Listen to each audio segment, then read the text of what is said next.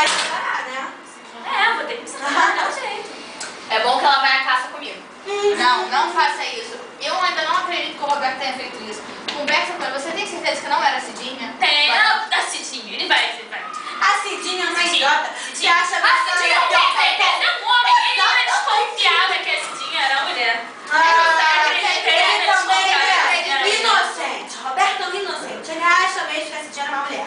Ele, né? Será que ele já viu? Gente, nós vamos analisar os fatos. Não sabemos se ele pegou a Cidinha. Não pegou a Cidinha. Ah, eu ainda não acredito nisso. Ah, Você não tem que acreditar em nada. Ela tem que decidir qual é a faceta dela. Gente, agora tem uma coisa pra contar pra vocês. O quê? Tá grávida.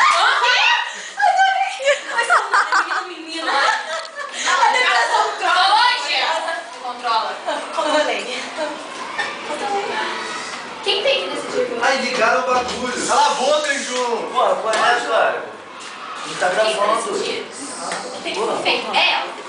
Deixa isso pra ela. Tudo bem, não sei mais aqui que Mas, falou. Ana, você ainda não vê? Confia, mas é muito pra você não se separar. Claro que é mais um motivo pra separar. Como assim?